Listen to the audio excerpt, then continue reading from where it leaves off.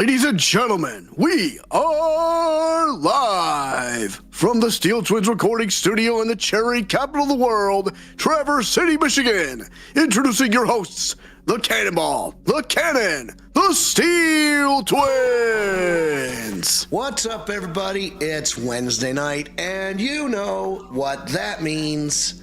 That's right, it is voice acting night, baby, and we are at season 15. Wow, 15th unique project. And really, if you count the Ace Attorney Investigations Part 2, this is technically project number 16, but still, you know, this is a major milestone for us. And it is the second game and the last game in the Ace Attorney Investigation series. So we're kind of winding down with the old Ace Attorney, and I mean, part of me is a bit nostalgic, and a part of me feels like things are going to get weird after this game's over. But the other part of me is like, hey, I'm excited for what else we can do. You know, yes, because there's a whole bunch of other stuff that we could be doing, and you know, and Nostalgic Mondays, as always, is on full tilt. You know, my brother, the Package Agent Seal, I think you've hit on a gold mine with that idea. You know, I couldn't be happier with the success of that franchise. Everybody seems to dig it. You know, and I cannot wait for the start of the Donkey Kong Country series. That's going to be wild. And then, of course, you got your Legend of Zelda Tuesdays. You got your fresh out of the, you know, hot off the steel press. Yes, indeed. So, you know, maybe we'll. I also have Ratchet and Clank Thursdays and Super Mario Friday. Oh yeah. So you want something? We got it. And hey, we're midway through the month of February. And 28 days, half the month of February. We're a little under a month from Super Mario Day, March 10th. Yes. So unless I miss my guess, can you really quickly tell me what day that falls on? It falls on a Monday. Well, a nostalgic Monday, if you will. A nostalgic Monday. Well, guess what? You know, I think we're just going to pull out all the stops on Mario Day because, you know, it's a national holiday around these parts. So I hope you brought your suit because we're. Okay, that was not the segue I wanted to lead off with. How about this? Just get excited. You know, we can't wait to see you. So, I think we've waited around long enough to, you know, let's just dive right into this since we're kind of late starting this evening. Oh, yeah. Yep, so we have our Ghost energy drinks in hand, the orange creamsicle ones. I love these. So, kids, if you have a cap to your bottle or a pin on your can, you go ahead and pull that pin back or twist that cap off. With a twisty twist. Hey, Package. What time is it? It's time to get bombed. Cheers, everybody. Cheers.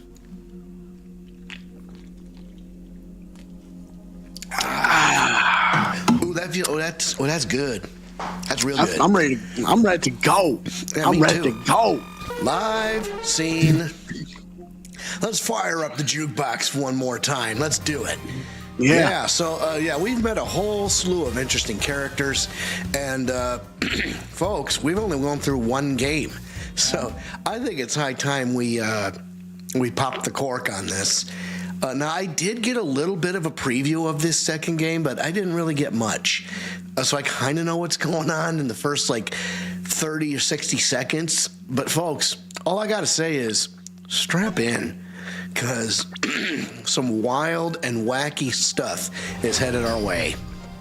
So pressing any button, let us go to title selection. Ace Attorney Investigations 2, Prosecutor's Gambit. Man, that's a giant-ass library, it looks like. So I'm just going to show everybody. I'm not going to actually select an episode.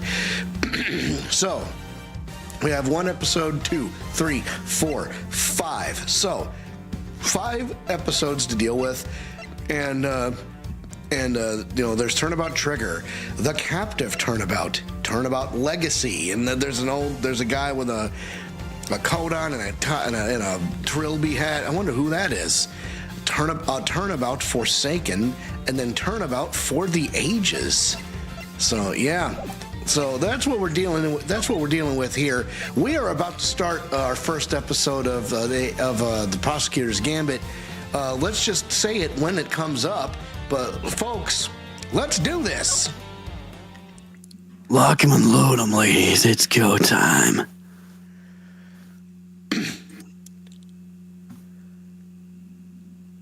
Episode 1, Turnabout, Trigger.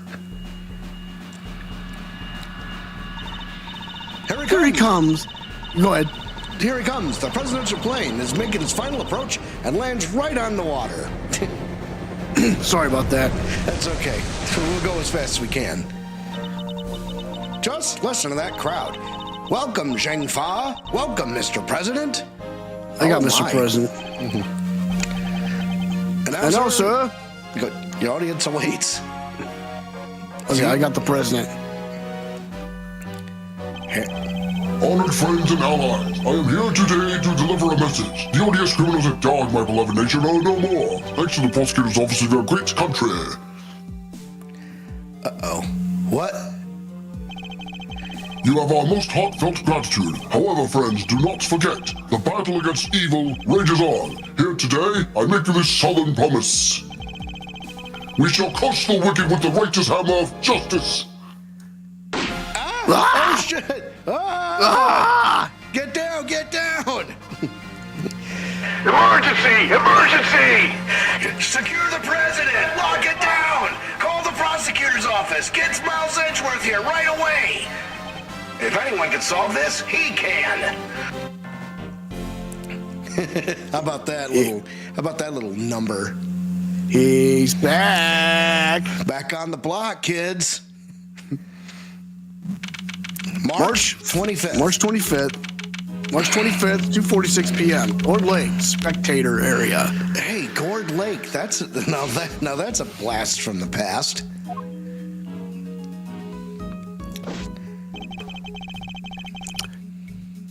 The news must be halfway around the world already. After all, it's not every day an attempt is made on the life of a nation's president. My name is Miles Edgeworth, and I work as a prosecutor. I came as soon as I got the call.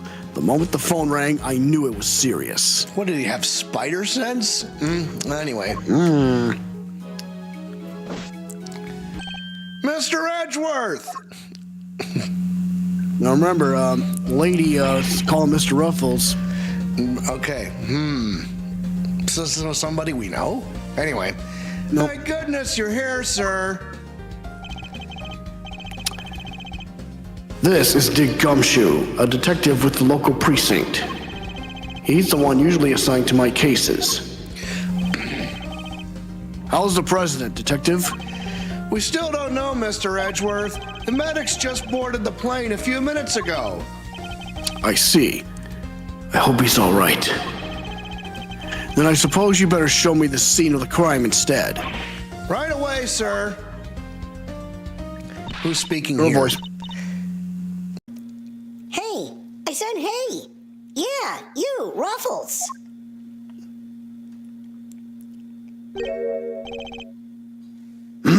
Who's that? You're the prosecutor in charge of this. You're the prosecutor in charge of this here case, ain't ya? Want to give me your first impressions? Anything strike y'all as odd? No comment. Detective Gumshoe, with me. What's that kid's beef? Come on now, Mr. Prosecutor, don't be like that. Mr. Edgeworth, wait for me. She's got kind of a southern accent, by the way. Okay. Now, detective, I'll need the facts of the case in as much detail as you can give me. She's not Lotta Hart's daughter, is she? No, not quite. I don't know. I'm just a journalist just like her, but maybe. Who knows? Probably a protege. Well, I'm just guessing just because of the accent. Give me 2 seconds. I want to readjust this microphone. Okay, go ahead. Okay, go ahead. Now, detective, I'll need the facts of the case in as much detail as you can give me. Okay. Well, the scene was right here at Gourd Lake, as you already know. A bunch of people were gathered to welcome the president of Zheng Fa. And God almighty, look, he's ripped, dude. I mean, Yeah, buddy. Does he eat protein for breakfast, lunch, and dinner? God, it's just nothing but the powder. Holy crap. Anyway. Dijon Wang. Yes, I read about his visit. He said Wang. Oh my God. You know, he kind of looks like Ganondorf. He's like, yeah, I mean, like, I don't know. Let's just keep going. He's like a combination of Super Macho Man and Ganondorf. That's weird. It's been all over the news for days now. Newspaper clipping data jotted down on my organizer. A special report about President Dijon Wang. Sorry. I promise I'll behave. It was raining up until just before he landed. Luckily, it let up, and he went on stage as planned. And then, smack dab in the middle of his speech, bang! A gun goes off, and everybody runs for cover, terrified for their lives. Apparently. Apparently? Yeah, that's kind of a weird word to use in a situation like that. The truth is, I only just showed up myself. I don't know a whole lot more than you do, sir.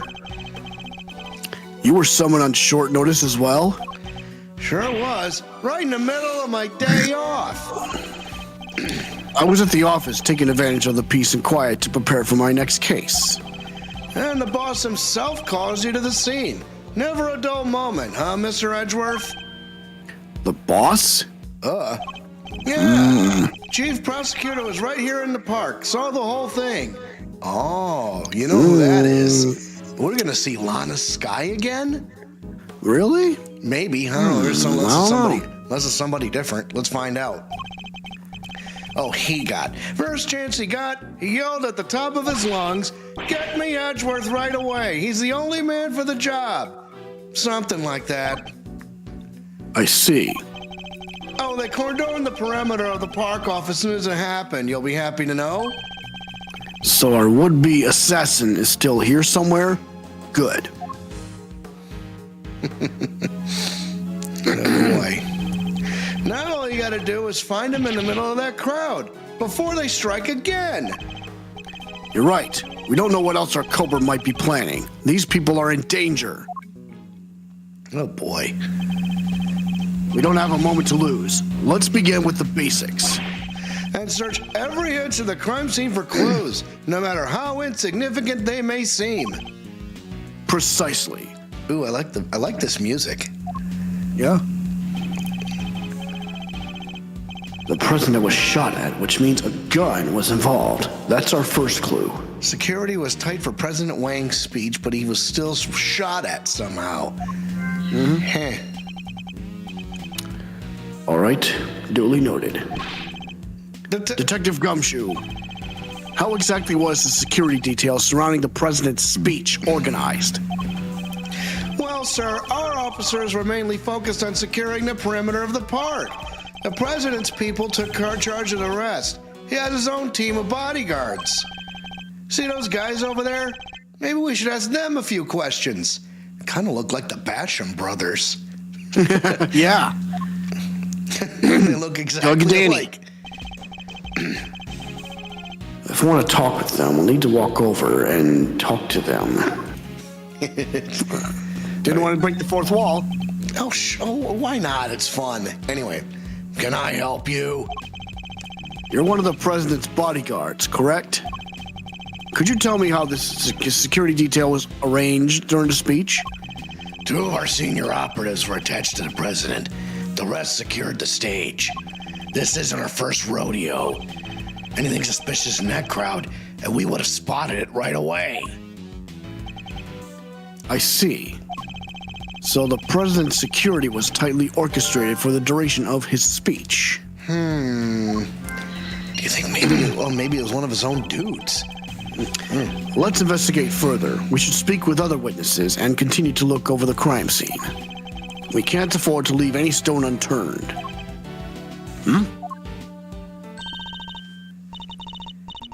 So that's y'all. So that's how y'all go about it, huh? Sure, it's something seeing the pros at work. Care to share a little about what happens to the information once you got a hold of it? Bystanders. This one seems persistent, but I can't afford to get distracted. Hey, Ruffles, I asked you a question, dang it. What happens next? What? Well, we put all the information together and try to find connections, right, sir? Detective! Don't be so hard on the poor guy. So, connections, you say, and what next? Well, I guess you'd say we connect the dots. Connect one piece of information to another. It's Mr. Edgeworth's forte. He's a logic master. I can view what information I have with L1 and then connect them with the triangle. I should try it now. Just a quick press and we'll be off down the path of logic. All right, start Ding connecting the dong. dots here, buddy. Well, we already know that. President was shot at. Event security. Let's put it together. All right. Despite the president's tight security, the perpetrator still managed to carry out their attack, completely undetected by a contingent of highly trained bodyguards, no less. No mean feat. This would have taken some serious planning. Indeed. In other words, the assassination attempt was almost certainly premeditated. President was targeted during his speech, a premeditated attack. Terrorists. That's the stuff, Mr. Edgeworth. The old logic never fails, huh? Indeed. All we need to do is find the right clues, then make the right connections between them. Make the wrong connections, however, and will only wind up further from the truth. Which means I must make well-reasoned connections if I intend to draw logical conclusions. Begin investigation! Court Lake, Lakeside Stage. Let's get this investigation started. Time to examine anything that looks suspicious. To examine things, I simply need to walk up to them and press X. And if I wish to speak with the detective, I should use the triangle. Okay. I see. Look at that yes, flag. Yes, I already like the fact that you don't like run into gumshoe. Look at this. What is this? No! I was surprised as you, sir, but there's no mistaking it. It's the Steel Samurai. What? The Steel Samurai, warrior of Neo Old Tokyo. It's a popular TV show. Old, young, it doesn't matter. It truly has something for everyone. Beats me why they had a Steel Samurai balloon at a welcome party for a foreign president. It is a little odd. Although, now that I think about it, what better hero to represent our nation? I must scour the scene and inspect anything that catches my attention. All right. In other words, I won't rest until I've inspected every suspicious-looking nook and cranny. that's what I'm talking about. Now look at this. It's the flag of Zheng Fa. The key motif is a blazing red phoenix. Wait, what's this? Looks like a booger on that flag. More like a bullet hole. Right. Oh yeah, that's right, because I can see clean through it. Something the matter, sir? You don't see it, Detective? There's something unusual about this flag. Compare it with the one on the other side of the stage, if you will.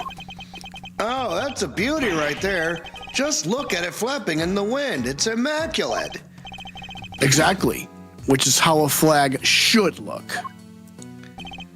And yet, here we see quite a different picture. One thing in particular stands out, don't you think? Right, of course. I give up. Come on, spill the beans. You can lead a horse to water. I'll just have to move the cursor with the problematic spot and highlight the difference with the triangle. So, 3, 2, 1. Take that! Poof! Take that! Look closely. Do you see the hole? Whoa, look at that. You're right, sir. And note the burn marks around the edges. That's a bullet hole. There's no mistaking it. A bullet hole? So you're saying a bullet went through this flag? Uh-oh. Oh, yeah. So now we have an idea where our shooter was. Located to the right of the stage, pierced by a bullet. So maybe that's how our assailant was able to get away with it. It's the flag of Zheng Fa. The key motif is a blazing red phoenix. Wait, what's this? Is that the matter, sir? Oh, it's the, Okay, here we go.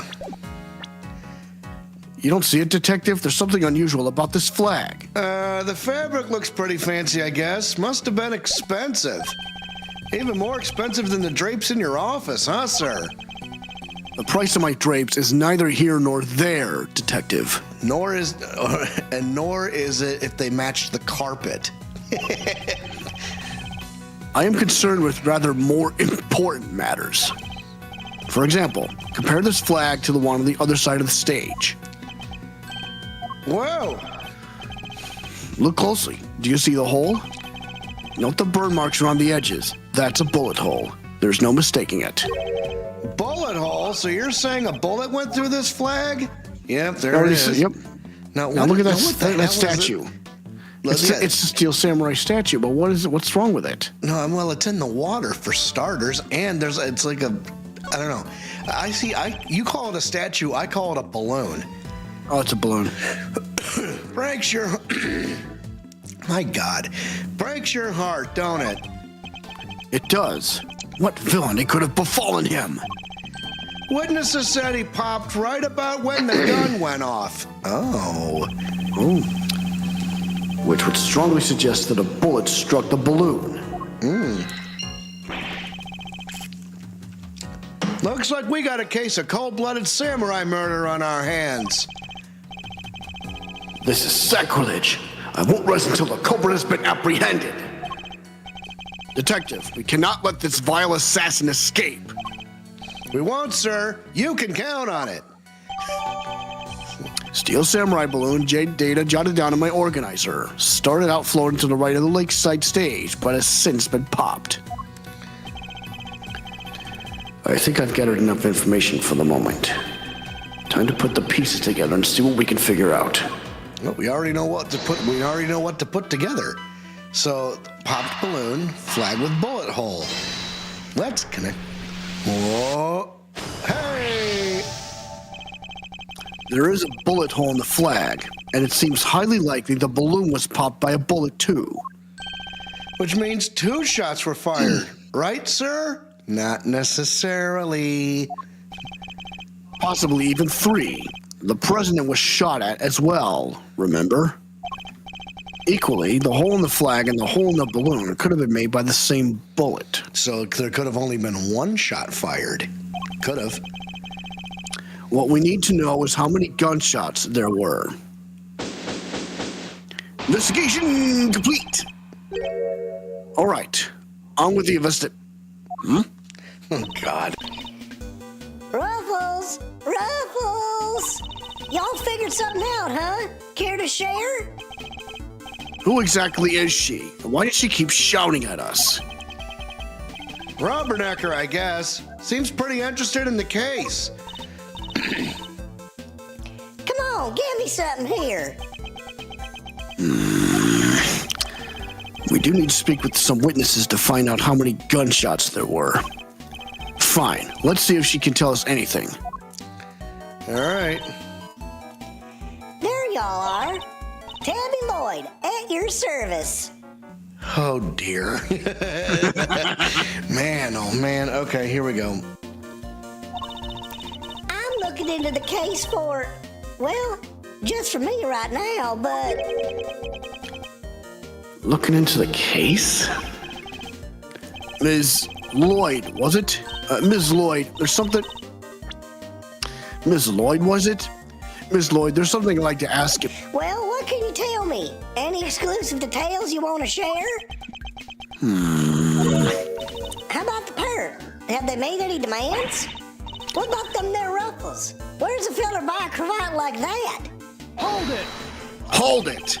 Will you be quiet for a moment? I'll be asking the questions here. Dang, here I thought I could get me something juicy for my piece. I need to know about the shooting. Can you tell me how many gunshots you heard? Why, I most certainly cannot. I beg your pardon? I can't just be handing out leads for free. That stuff's my livelihood. Oh, come on. Don't hold out on us. We all gotta share sometimes. Me? Hold out on you? Well, if y'all gonna be like that, I'll be moving right along. Goodbye. Well, wait. Wait for what exactly, huh? Huh? If you got nothing for me, I'm gone. We're fresh out of moves here. Out of moves, I wouldn't be so sure. Oh, is this what I think it is? Uh-oh. What do you mean, Mr. Edgeworth? As you know, Detective, I like to play a little chess. And what does one do in chess when an opponent adopts a defensive position? Why, the board offers any number of options, but some are more effective than others. Sorry, sir, but this is all going way over my head. No matter how impenetrable an opponent's defense may seem, it can always be overcome. Watch and learn, Detective, as I shatter my opponent's resolve with the power of words. You get him, Edgeworth. You get him, Looks like- boy. When attempting to draw an entrenched opponent, one must employ certain tactics. Let us picture the board and see if we can anticipate our adversary's next move. Ooh. Looks like we got a new concept. It's called mind chess. Do tell. Now, we must analyze the state of play. Y'all ain't get nothing out of me, not until you give me something in return. My opponent has dug herself in deep. Her defenses won't be easily broken. But I can't afford to try her patience by taking too long to plot my next move. In other words, I must be conscious not just of my strategy, but also of the passing of time. Yikes. That said, I can't afford to waste words either. In fact, it can pay dividends not to. If my opponent gets too agitated, You're fixing to ask me something. Well, you danged well ask it already. I may be able to gain a tactical advantage by calmly biding my time. Then, when I see a crack in my opponent's armor, I pounce. I should begin by finding out what it is that she does. Well, she's obviously a freelance journalist or some dumb stuff. All right, time to make my opening gambit. And that's why it's called Prosecutor's Gambit. Okay, Mind chess, commence. What is it that you do? Listen to that music, by the way. Why don't you begin by telling me about what it is that you do? Sure, but I could totally not do that. Think I don't know when to keep my mouth shut? That's my job. Is it now? So you do something you won't or can't tell anybody about? No, shut up! I ain't no lawbreaker if that's what you're insinuating. What is Story Mode telling you? I'm gonna say bide my time. Okay. Because she's I'm a law-abiding, everyday citizen, and you got no reason to say otherwise. Forgive me, I meant nothing by it. If it's something you can't tell me about, I imagine it must be very important work indeed. Huh? Sure, I guess. Leastways it will be once I bag me my first big scoop. What is it about scoops?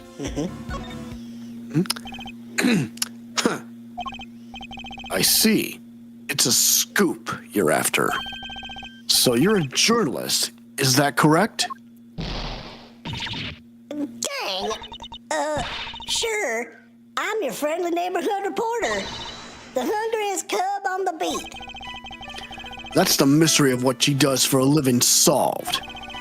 Perhaps our hungry young cub has gathered information vital to the case. Let's make that our next line of inquiry. Refill. With the opening moves concluded, the mid-game approaches. What else does she have to tell us? Not a dang thing. We'll see about that. Where's the record of your report? At the time of the incident, were you present at the scene of the crime? Come on now, Ruffles. You ain't gotta give little old Tabby something first. Absolutely not. Then I ain't giving you nothing either. You think I'm a sucker? Think again. Bide my time. Come on, that's my career we're talking about here. You gotta give me something. Sadly, the more you know, the more you might find yourself in danger. I ain't scared. I'm a pro. Takes more than sound a little gunfire to faze me. Oh, really? So she did hear some gunshots. Right. You heard gunfire. You heard gunfire, did you? You may be a pro, as you put it, but I'd say you're still a little wet behind the ears. You say you heard gunfire, which proves you were here at the time of the crime. Therefore, you must have seen something. A double dang. Fine. I was here. I saw it. Came to report on the big speech. Wound up reporting on a shooting. And you won't get no more out of me than that. I'm done with your tricks, Ruffles. If she came to report on the event, she must have made a record of some kind. A record I would very much like to get my hands on. This is quite the clue as to where to take the conversation next. So where's the record of your reporting? You're a reporter, which means you must have been making a record of some kind. You got more questions, you gotta give me something first. That's the deal. I am not in the habit of making deals. Now tell me what I need to know. Sorry, Ruffles. Can't help you. Time to deploy my clue. You must have a record of your reporting. No self-respecting reporter would leave the house without a means of putting things on the record. So tell me, Miss Lloyd, where is yours? Of course I made a record. I told you, I'm a pro. Dang near wore my shoes out running around on this one. Which is why I'm not about to just hand it over to the first person who asks me. I'm not just anyone, young lady. I am the prosecutor in charge of this case. Don't you young lady me. You ain't getting it, no matter how many times you ask. I'll bide my time. You understand, don't you, Ruffles? Ain't nothing personal. I understand that your job is a difficult one. You do? Well, ain't that sweet? And in such a competitive field, you must sometimes doubt that you'll ever succeed. No, I'll go plenty far, I'm sure of it. Yeah. Just as long as I got my trusty tape recorder, I'll always be ready to nab me a scoop. Uh-oh. SpaghettiOs. Yep. Play me that tape.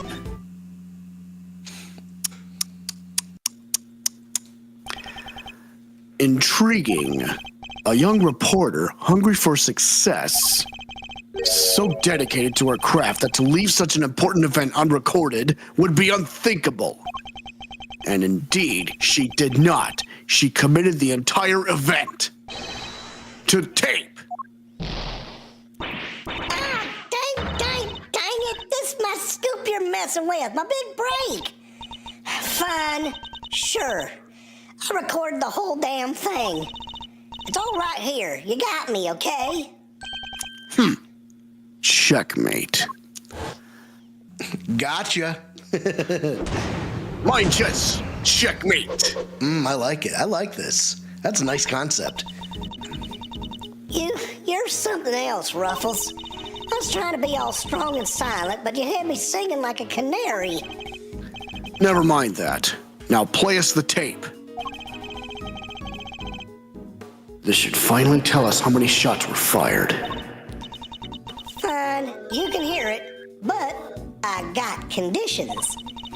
You played me like a fiddle, Ruffles. Only the chief ever played me so good. So you gotta agree to be chief number 2 and be mentor to a rising star, aka me. Chief number 2, huh? Kind of like a second parent? That's a big responsibility, sir. Hold that thought for a second. I'm seeing 4 YouTube viewers, man. I'm kind of impressed. Yeah, there we go. I haven't seen any, And 5, but I haven't seen any comments yet. Yeah, well, me neither. So, hey, thanks for stopping by. And one more thing. I want exclusive reporting rights for the first 24 hours. Come on, you gotta say yes. What kind of mentor wouldn't give his star pupil the exclusive, huh? She's a difficult woman to refuse, and I need to hear that recording.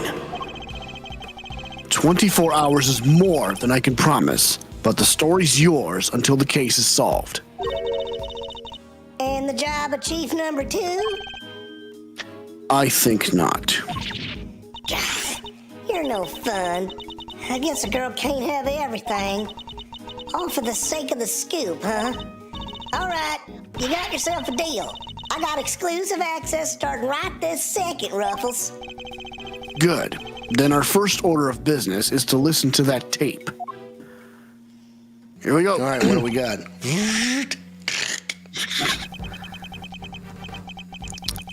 Honored friends and allies, I am here today to deliver a message. The odious criminals that dog my beloved nation are no more. The president's speech. That's Tabby speaking. The president passionately addresses the assembled crowd as if trying to shake off the reports of his declining popularity by sheer force of will. Declining popularity? What? There's me. Can't beat a little live commentary to set the scene. The meeting is scheduled for just after No. Oh, I think I switched some pains.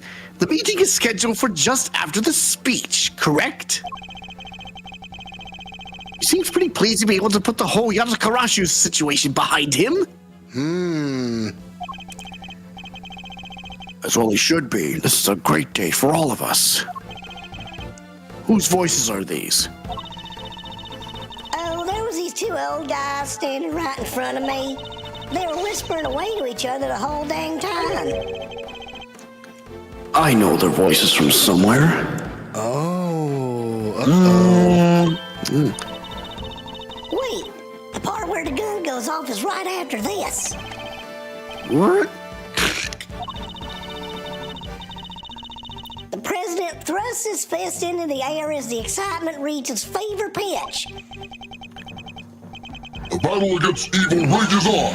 Here today, I make you this solemn promise. We shall crush the wicked with the righteous hammer of justice. What the? Ah! So there were 2 gunshots. Ms. Lloyd's tape data jotted down in my organizer. A recording of the president's speech. 2 gunshots can clearly be heard. So, 2 shots were fired. Yep, and that tells us something.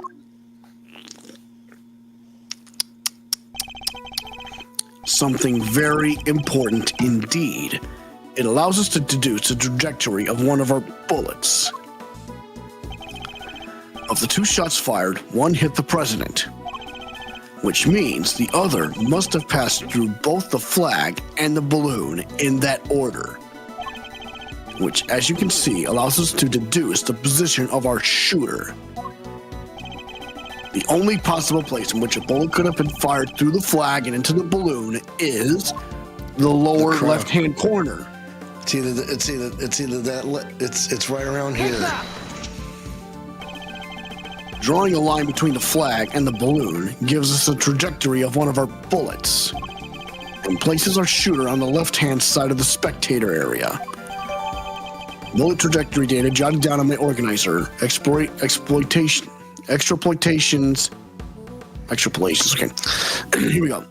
Extrapolations from bullet trajectory suggests that the 2 shots were fired from the left side of the spectator area. Well, maybe only one of them was shot because it could have been a Secret Service guy in the crowd, and the guy that shot the president could have been somewhere else. Take that. I've returned once more. How's it going, y'all? Just a guy who likes to draw has joined the chat. Hey, thanks so much, man. You're amazing. You're a genius, Mr. Edgeworth. Detective... Oh, wait. Detective Gumshoe. I'll need to examine the left side of the spectator area. Roger that, sir. So you, need me to clear all these people out of the way, I guess. I do. And what evidence remains to be found may already be deteriorating. So I'll need you to be quick about it. Yes, sir. Chief, hey, I'm talking to you, Chief. I suppose you mean me, Ms. Lloyd. I sure do. You gotta help me out. This stuff's my forte. I'm the best crowd herder you ever did see. I'll prod, pummel, and push them wherever you like. A very kind offer, but I think a less hands-on approach might be preferable. Also, about this chief business, I am nobody's chief. Whatever you say, Mr. Edgeworth, sir. Your wish is my command. I somehow doubt that.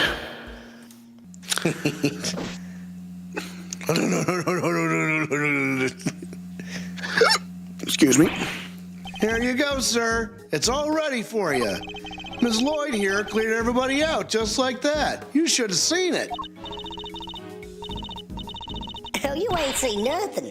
The chief, my other chief that is, she sends him running twice as quick. She sounds like quite a formidable character. Perhaps I should go easier on the poor girl. Thank you. But you really shouldn't have. All that running around. Your clothes are covered in mud. Allow me to pay for the cleaning. It's the least I can do. Huh? You mean my jacket? Oh, don't you be worrying your pretty little head about that. It's reversible. All you gotta do is switch it around, and alakazam, no more dirt. On the outside, perhaps, but you still have something of a problem with the inside. Yeah, and you'd get it on your undershirt, too, which, that's no good either. Wait a second now. Hold on. I just got a thought. Do you see look at the yellow collar. Do you see a patch of red on that collar? Hang on a second. Yeah, I mean, I see the patch of red, sure, on her collar. Yeah, I mean, that's probably just the inside of her thing, right? Yeah, that's going to be important, so keep an eye on that. Well, if her coat was red? I don't know. Okay, well, all right. I'm thinking too far ahead. Sorry about that. We're ready to get back to the investigation whenever you are, sir. Although, you know, it's kind of fun to point it out early on. The crowd has trampled the entire area. We'll be lucky to find any traces of our shooter at all. There's a flag down there. Begin investigation! Court Lake spectator area. All right, so there's something... You use the D-pad to walk. All right, well, there's the trash can. You even gotta pick through the trash yourself? Prosecutor's life ain't easy, huh? Detective Gumshoe. Right away, sir. The faithful detective scrambles through the garbage as the prosecutor looks on, his hands unblemished. Let's see now. Come to Papa, little treasures. Is he enjoying himself? Bingo! A popsicle stick. Gotta love the jokes they put on these. Detective. Sorry, sir. Relevant evidence. Relevant evidence. Huh? I think we got something. What the hell? It's a fanny pack. Good work, Detective. Let's take a closer look, shall we? By examining the piece of evidence from all angles, we can uncover hidden details. We sure can. Just tell me which way you want it, sir. We can rotate the item with the stick, right stick rather. If you want, I can move it closer or further away, too. I can use the L1 to examine an object up close and R1 to move out for the bigger picture. And when you spot something, just say the word. I can point out suspicious areas with a cursor and press X to inspect them more closely. All right, let's see what we can discover. Well, let's get a load of this. What's this? Oh, just open. Oh, there's a gun. Uh-oh. This is a document of some kind. Oh, look at this. Less cover for Lakeside now. Eyes on this area. Rook repositioned in light of Knight's injury. What? Injury. Oh, Knight's injury. Knight to immediately escort President to plane in case of the emergency. State Cloudy Universe just... Uh-oh. Batten down the hatches. We're being raided by Cloudy Universe. Thanks so much, guys. You're just in time for tea. So, stay frosty. We know who might be in the audience. So wait a second, that's a presidential security plan. So maybe it's one of the Secret Service agents in the crowd? Well, anyway, let's keep looking. What's up, Cloudy Universe? Yeah. What's up, Cloudy Universe? Thanks for joining the channel, man. Thanks for the raid. What are we looking at here? Presidential security plan? It's a diagram of the president's security arrangements. It shows how the president's bodyguards were positioned. It even has his people's names on it. Rook and Knight. So his bodyguards aren't natives of Zheng Fa. I heard he uses some private security firm. But why not employ people from his own country? I know why not. Y'all want to hear a little Tabby Lloyd exclusive? You really know something? Sure I do. I was over at their embassy not so long back, sniffing out a story. While I'm there, one of my sources tells me that the president's got more enemies than you got hairs on your head. Oh, so there's that whole bit about declining popularity. Huh. These voices are great. Thanks, Cloudy Universe. Including a bunch of bigwigs on the National Police Force. What? He's got enemies in Interpol? That doesn't make any sense. Oh boy. Interesting. So he's unable to trust his own domestic law enforcement. I wonder if one of these enemies could have been behind the attempt on his life. Security plan data jotted down in my organizer. A diagram of the president's security arrangements, almost certainly classified. Hey, everybody else in the raid, sound off. We'd like to hear from you. Yeah, absolutely. But what was it doing dumped there in that bag? You raise an interesting point. It's a document relating to a matter of national security. It would surely be highly classified. Cloudy Universe Me and a friend of mine are doing the same thing. We're on case 3. Hope you guys are liking it so far. Oh, we are, man. We do actually enjoy it quite a lot, you know. No spoilers, please. And Andrew, if you see any spoilers, don't point them out. Not happening. Huh? My lips are sealed. Huh? Hey, there's something else in here. It's a gun. Whoa. My. Well, what's a gun doing in there? Sir, this bag, it's gotta belong to the... Yes, it could well have been disposed of by our would-be assassin. A revolver. It would have taken a lot of nerve to dump it here amid all the chaos. Yeah, six-shot revolver found in a trash can. Not easy to acquire in this country. Remind you, I think. Go ahead. Could this be the work of a professional? And mind you, 2 shots were fired. Right. But here's the question. Were they fired from the same gun? I would. We don't know the answer to that question, do we? Not yet. We got to prove it. That would explain the security plan, too. I think we need to take a very close look at our latest find. You want to know where I think we should look? Inside the chamber. Yeah. Oh, bingo! 2 spent bullets in the cylinder, matching the 2 gunshots heard on the recording. That proves it. This must be the weapon that was used. Now what else? Are there fingerprints? This part is called the grip. I've held a few guns in my time, though they've never felt quite right in my hand. This one is no exception. Gonna look while I de-stream. Have fun, YouTube. Hey, you Sure too, thing. man. This one is no exception. All right, let's see. There's a scope on this gun. Okay, so there's a scope on the gun, too. This is a laser sight. It can be lined up with a target to make aiming a bit easier. If I press this here... Yep, definitely a red laser. Could the assassin have used a laser sight to target the president? I didn't see anything during the initial opening cutscene, but...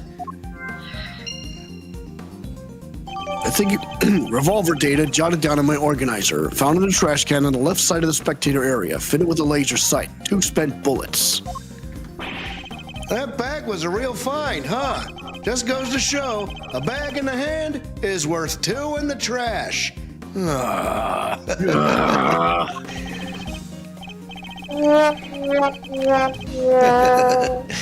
Had to do that. Nice work, detective. Now, there's something else I'd like to ask of you, if you don't mind. I need you to take the bag and the gun to forensics and see if they can find any prints.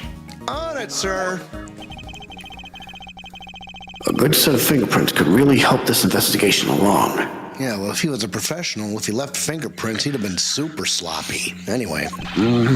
Got the results for you, sir. That quick? Goddamn. That was quick. You bet it was. Told the techs it was ultra super high priority. But, they came up empty. And they checked everywhere? Inside and outside, top to bottom, sir. They even took the bullets out of the gun and dusted them. I should have known it wouldn't be that easy. Dude was wearing gloves. He is a professional, after all. Yep. It's Now try to connect the dots. See what? Oh wait, you want to talk to him first? Who's this old dude? Well, this is quite the situation, wouldn't you say, Mr. Edgeworth? Who is he again? It's Payne, Mr. Edgeworth. Winston Payne. We work together at the prosecutor's office. He's a prosecutor? What brings you here today, Mr. Payne? What indeed? Why, only the invitation of the chief prosecutor itself. His voice, I recognize it from the tape recording. Yeah, so that's one of the old dudes she was talking to. Yep. Was he one of the men who was standing in front of Miss Lloyd? And where's the chief prosecutor? He had to leave, I'm afraid. He's a busy man. They let him, and only him, out through the cordon. You don't think the chief prosecutor's the assassin, do you? No, Listen. I doubt it. This is Ace Attorney. Weirder things have happened. Anyway. So he had me summoned on short notice and then left before he even showed up? Rude. Try connecting the dots. All right. No, let's get some logic here. All right. I guess we Let's are on a see. time crunch here, so let's see. 6-shot revolver and laser sight. No. Hold on. The assassination attempt. Laser sight, perhaps? And let's do your this. call. Let's do this first. Nope. That doesn't add up. I better think again. Yeah, so this is it right here, because look at that crosshairs, right? Yeah, see that? Premeditated attack. Oh, I guess not. Not yet. That's not quite right. I need to reconsider the information at hand. Okay, back out, because I don't think Yeah, there's... we probably don't have enough information. Not yet. The television truck appears to be stuck in the mud. Reminds me of the time I pushed your car out of that ditch, sir. Then you just drove away and left me there. Gotta admit, felt kind of lonely. Did I do that? I think I might have. Oops, did I do that? You came back though, Mr. Edgeworth. Only left me there in the mud for maybe 15 minutes. I know you'd never forget about me, sir. Of course I wouldn't. Barring those 15 minutes anyway. All right, the camera guy. Let's take a look at him. You're with one of the news channels? Yep. Yep. Can I help you? You must have footage of the event. Do you mind if I take a look? I wish I could help you, but that might be a little tricky. Why's that, huh, pal? You got a problem with doing your civic duty or something? No, it's just that my camera's knocked over in all the panic. And now I can't get it to work. That footage would have helped immensely. Just our luck.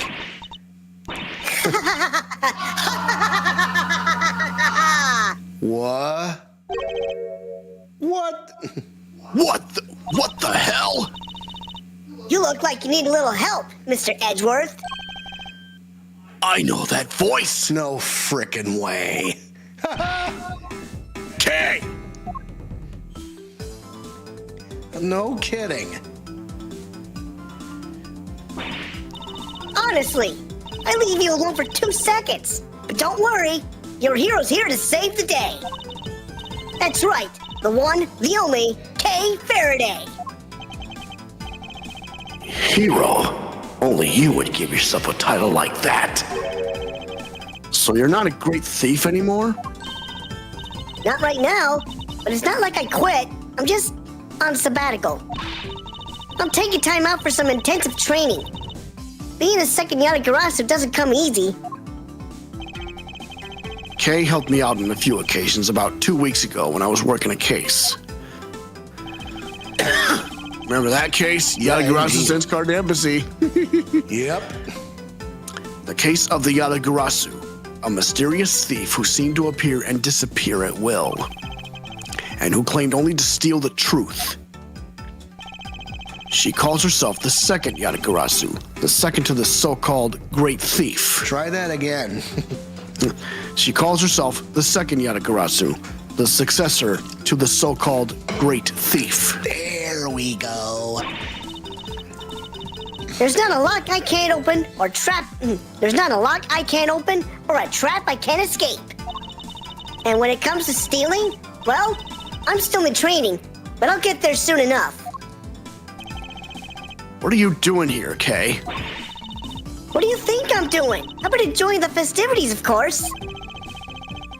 I suppose she did mention being fond of such things. And afterwards, I was thinking of dropping by your office to see you guys. But now I don't have to. Good to see you, kiddo. You're as bright and breezy as ever. Hey, Gummy. How have you been? You're looking pretty full of beans yourself. Is that a good thing or a bad thing? Yeah, we don't know for sure, man. So, Kay, are you really here to save the day?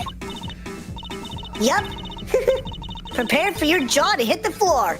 Your best pal in the world here only went and took pictures of the whole shebang. Oh, Oh, really? Did you now? Then you better show them to me. Wow, your jaw didn't even drop an inch. What's a girl gotta do to impress you, huh? Show her Huh? show her the money. Show him the Yeah. money. I know, right? Mr. Prosecutor here's about as much fun as a dang toothache. Won't even let me call him Chief. But I'm forgetting my manners. Tabby Lloyd, ace reporter at your service. Nice to meet you, Tabby. You're right, he's no fun at all. This one time You two can chat later. Kay, can I see those pictures?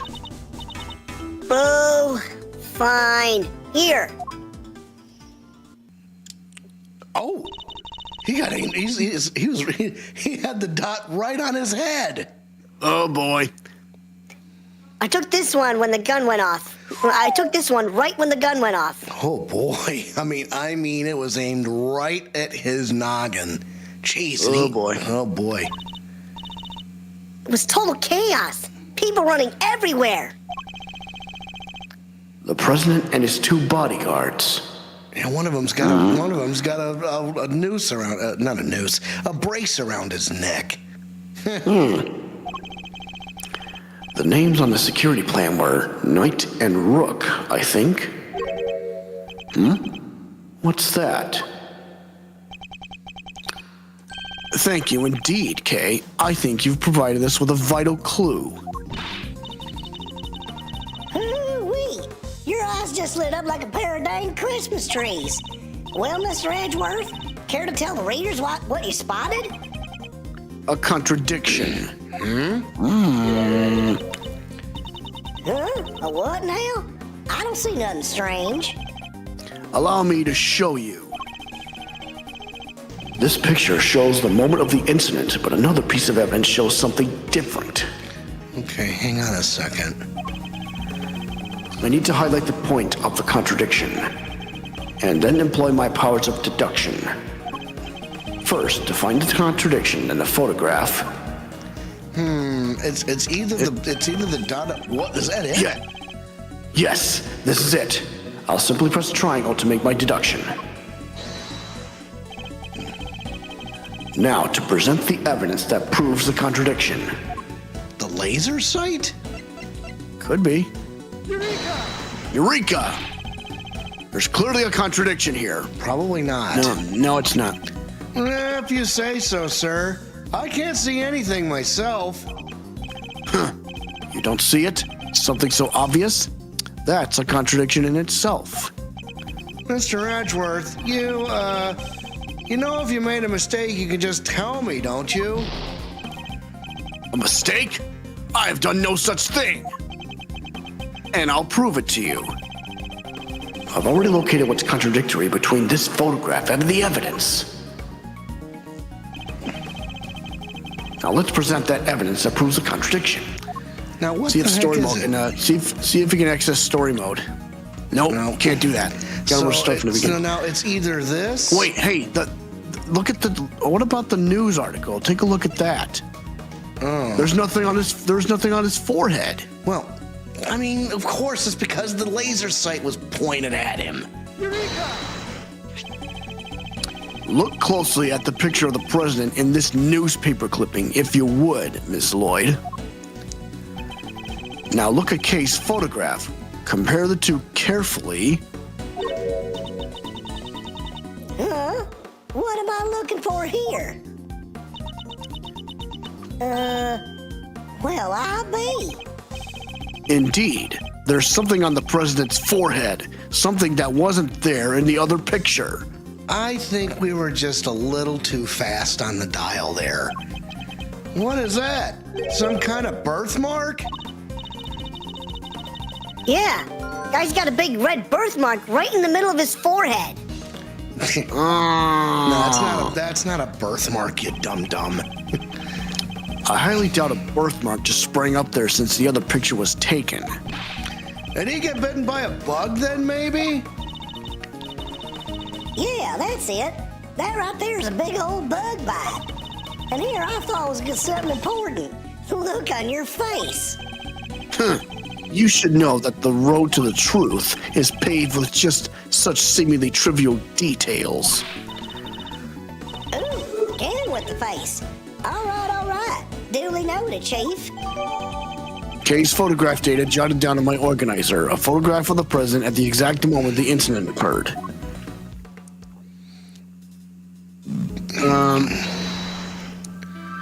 Okay. So, red birthmark, laser sight. It's gotta be it now. Dingo. I have solved the mystery of the red birthmark.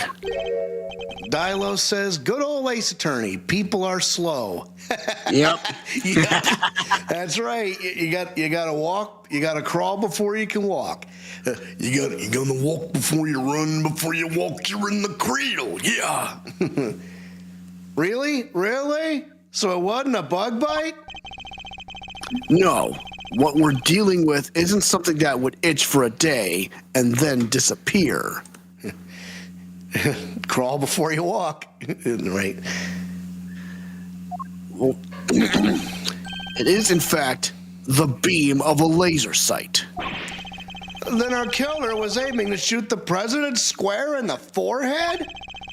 And shortly after this picture was taken, a second shot rang out. Yeah, that's gonna do more than itch. One moment, please. Indeed, I feel the president may be in even more danger than we thought. He's probably dead. Anyway. One moment, please. And that the gun we found was the weapon used in the crime. Revolver data updated my organizer. Oops. Revolver data updated in my organizer. Found in a trash can on the left side of the spectator area. Fitted with a laser sight. 2 spent bullets used in the attempt. Let it be known that bug bites do not, in fact, disappear in just one day. Nope. That's right. Why would the perp use a laser sight, though? He's right. You stand out like crazy using something like that. Pew, pew, pew. It's not like you can just go around shooting lasers all over the place. No. And anyone who saw it could trace it right back to the shooter. Seems like a pretty bad idea all around. Oh, I almost forgot. I took a couple more pictures. Maybe the laser sight's in one of them. It's a long shot, but it's worth a look at least. All right, Kay, let's see these other pictures. Yes, sir. Right away, sir. Let's see. First up, here's one I took just before everything started going south. His hand is sticking up. It might be more useful to us if half the frame wasn't taken up with your face. Hey, can you blame me for wanting to go get a selfie with the president? Except hold it there. Do you see right next to, so there's Winston Payne right there, and there's a guy right next to him. There's a red dot right on Winston's back. Yeah, There's our shooter. Yeah, oh my God, that could be it. Lucky for you, this was right before the gun went off. And this one I showed you before is from just after the first shot was fired. The second shot came just seconds after this. Then there's... What's this? I can hardly see anything. Well, see that red sweater? That's the same person. So they were running towards the samurai dog's place. I got knocked over when everyone started running right after that last picture.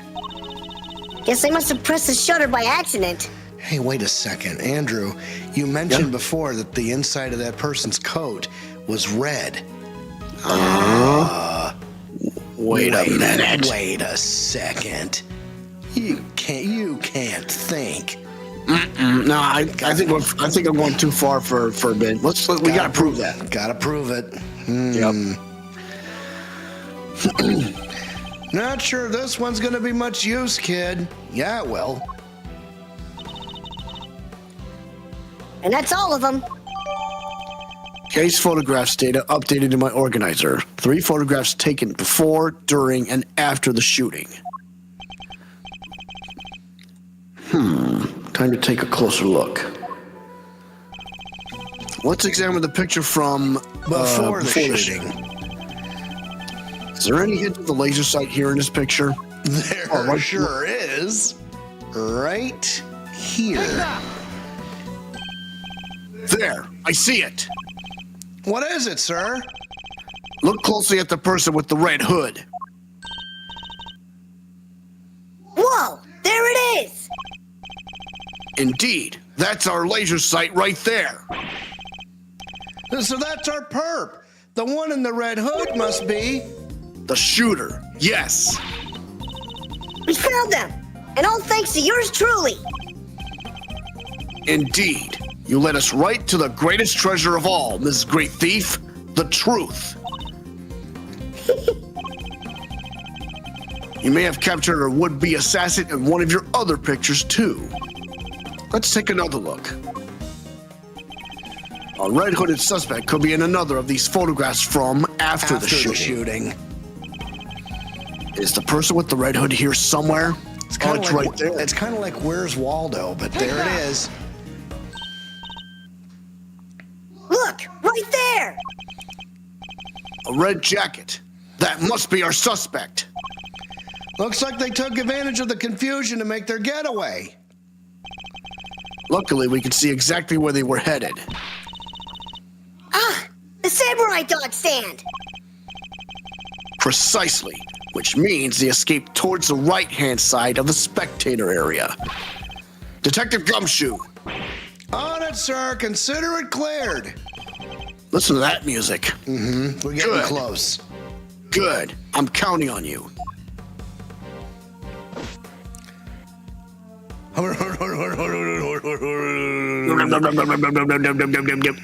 Uh-oh.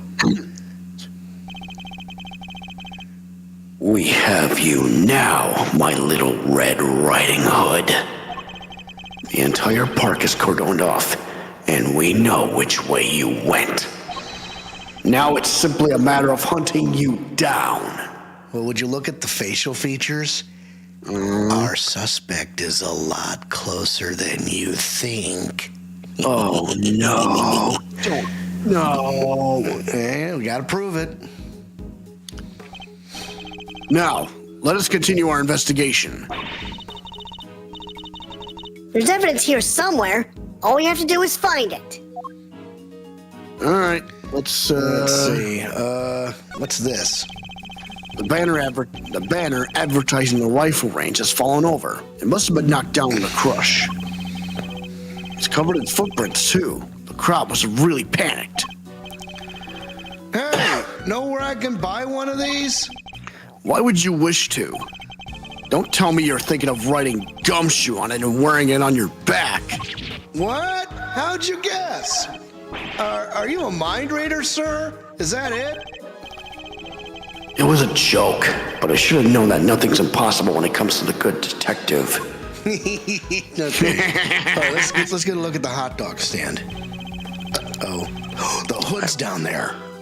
I must scour the scene and inspect anything that catches my attention. And I So won't first rest of- until I've inspected. Yep. Go ahead and say it. I won't rest until I've inspected every suspicious looking nook and cranny. What's this? A red button. Hey, do you think? Seems it was torn off with something found near the samurai dog stand. Could it have been dropped by our red-hooded suspect? Yes, it certainly seems likely. What about this? There's something red down there. Detective Gumshoe, can you see what that is under the stand, please? There's something down. There's something down here. All right. Let's see.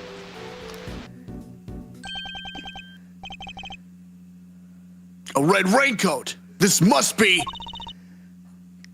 The one the suspect was wearing. They must have taken it off and hidden it under there before they made their escape.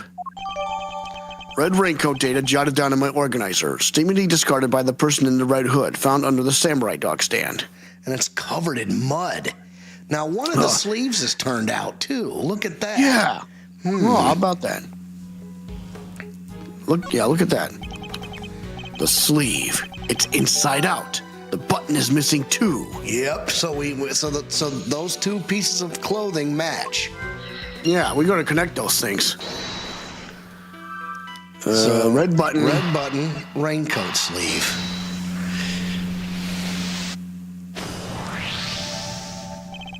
The button we found seems to have come from this raincoat. It must have been pulled loose when the killer took it off. Huh, the right sleeve's inside out too. It seems it was removed in a hurry, fast enough to tear a button off, no less. I surmise our assassin disposed of their gun and bag in the trash immediately after shooting at the president. They then slipped into the panicked crowd and moved from the left to the right side of the spectator area. This was because they knew the trajectory of the bullet wound would point to a shooter on the left side. Finally, they removed the raincoat and hid it under the samurai dog stand. The killer would have needed to get rid of the coat as soon as possible, hence its hurried removal. The fact that the right sleeve is inside out is a testament to how quickly it was taken off. Yep, that and the missing button. The question, of course, is, why didn't the same thing happen to the left sleeve?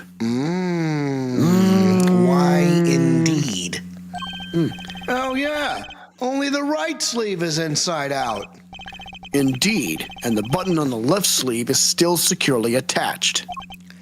So, what does this mean, Mr. Edgeworth? If we're to answer that question, Detective, we'll need to inspect the raincoat in more detail. Well, let's take a look. So, it's covered in mud, that much is certain. Let's take a closer look at the inside of the raincoat. Detective Gumshoe. Yes, sir. Oh, There's blood. This is a blood stain. And considering where it's located, I'd say the blood belongs to our would-be assassin. So we're looking for someone with an injury? Not just any injury, Detective. An injury on their left arm. Oh. Huh? How do we know that? It's simple. The right sleeve is inside out, suggesting that the suspect removed the raincoat in a hurry. Conversely, the left sleeve is just as we would expect it to be. Therefore, the suspect's left arm was never in the sleeve in the first place. Oh, he was using it to aim the gun. And once we understand that, everything else falls into place. Now, Detective, there is a blood stain on the left side lining of the raincoat because... Because the suspect's arm was too injured to fit through the sleeve. Precisely. Or at least, we could say that there is a good probability that was the case. Red raincoat data updated in my organizer. There's blood on the inside. The person who was wearing it must have an injured left arm. The pieces are starting to fall into place. Investigation complete. Refill.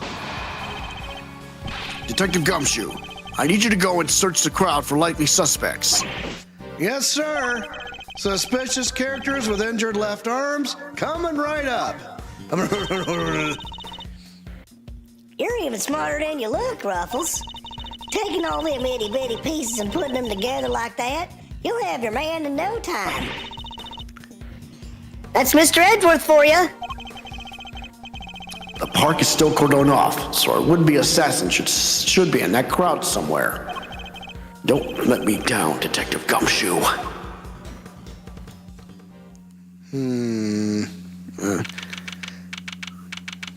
March 25th. Oh, we can never seem to get on the same page about this. March 25th, 3:27 p.m., Gourd Lake, spectator area. Mr. Edgeworth, we found someone who fits the bill perfectly, sir. Way to nab the assassin, Gummy. Hold on, Kay. It's a little soon to be jumping to conclusions. For the moment, they're a person of interest and nothing more. Understood? Okay. No jumping. But he's our shooter, sir. I'm sure of it. He's the guy who tried to take out the president. in broad daylight, surrounded by a crowd of witnesses. This is no ordinary assassin. Bring him over here, detective. Carefully. How much you want to bet it's somebody that we could never buy in 100 years? Yes, sir. Come on, boys. You heard Mr. Edgeworth. This guy's all... Oh, for Christ's sake. Look at this dude. Is that seriously Shelley to kill her? No frickin' way. Well, he isn't identifying himself just yet. I mean, well, look at the stitches on his mask, for crying out loud. This is a huge callback. Anyway. No umbrella and a bandage on his left arm. Well, pal, state your name already. Doe. Doe. John Doe. Charmed, I'm sure. John Doe? Not a name you often hear in real life. That's correct. I know this man from somewhere, I'm sure of it. Call back to, what was that case called? Farewell, my turnabout. Indeed. Welcome back, asshole. Yep. And you are Prosecutor Edgeworth. You know my name? Of course. I have been following the day's developments with some interest. Now, perhaps you'd care to explain why you've asked to speak with me. As you've been following our investigation, you're no doubt already aware of who we're looking for. So let me ask you, do you recognize this raincoat by any chance? Forgive me, but I am afraid I do not. I see. Well, I believe its owner to be the would-be assassin we are seeking.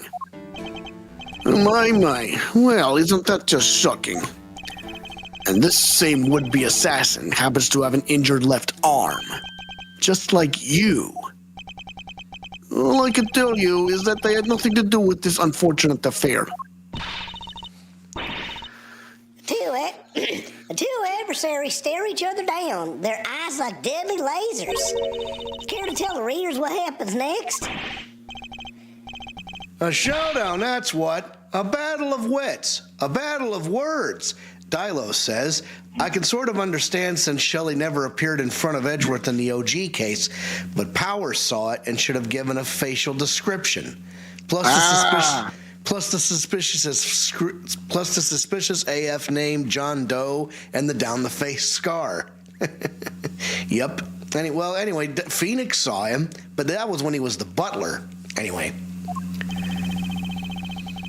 Dare I let him explain any further what he thinks this upcoming battle will entail? Do you want to not go there or just let him blather on? What does story mode tell us? It doesn't matter. Yeah. Plus suspicious as a name. Don't. Let's not go there. Detective Gumshoe, if you've quite finished leaking my professional strategies to the press. Yes, sir. Sorry, sir. Thanks a bunch, you big old grouch. As if it would have done any harm. Okay. Those deposition. I can understand why whoever wore the raincoat would be of interest to you. But you have no proof that this person is injured as you claim. My left arm may be injured, but I can still use my right. When it started raining, I simply opened my umbrella. No raincoat required. He doesn't have an umbrella unless it's in his ice cream cone. So you contend that you were not wearing a raincoat, is that correct? Hey, can we take a look at something? They should have given him a wig at least. Yeah, so let's get a look at it. All right, so there's picture number 1. Can we see this dude in any of these photos? Nope. But now there's an umbrella on the ground. See, we don't see our dude. Nope. Okay, let's keep going. It is. And is that so strange? Not everyone wears one after all. I happen to prefer an umbrella. Team Raincoat over here. They're perfect for when a girl really needs to move. Heck, I don't use neither.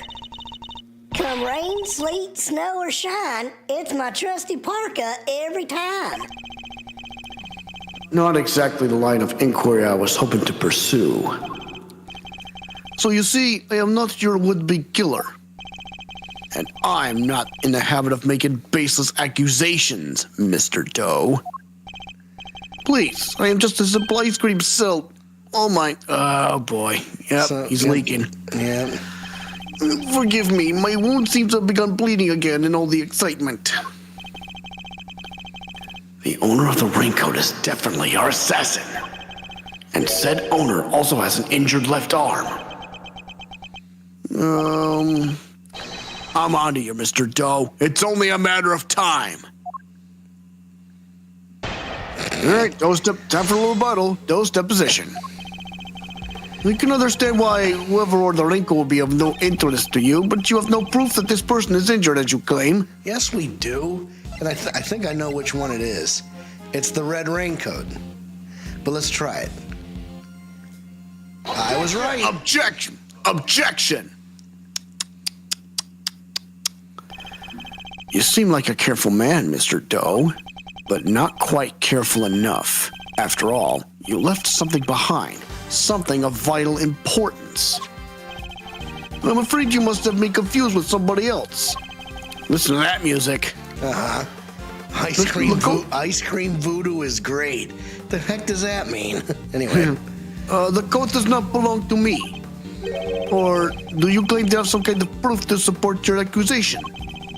Your arm isn't troubling you too much, I hope. Your wound seems to be bleeding again. I'll survive, although I can't pretend it's not something of an inconvenience. You have my deepest sympathies, because if it wasn't bleeding quite so badly, you could have perhaps made a clean getaway. What exactly are you insinuating? As we have already established, whoever wore the raincoat is injured, and now I can prove that person was you, with this decisive piece of evidence.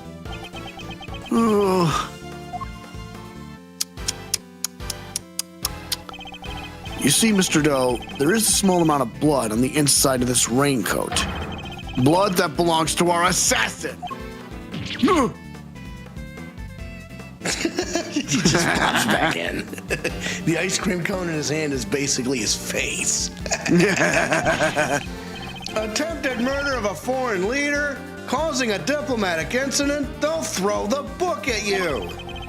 You can give us the silent treatment all you like, but we don't need you to talk. A simple blood test will give us the answer we require.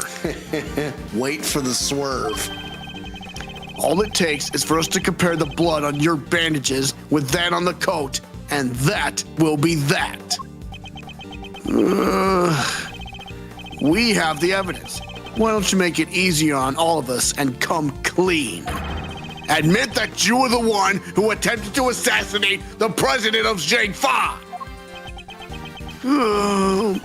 I am not your assassin. You're stubborn, I'll give you that. But if this were a game of chess, you would already be in checkmate. Now do the honorable thing and admit defeat. He doesn't look like a man with no moves left to play.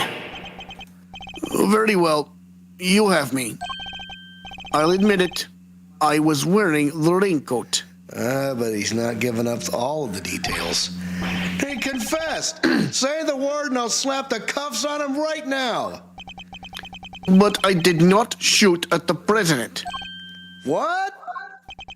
Mr. Edgeworth, the only thing you have proven is that I was wearing a particular raincoat.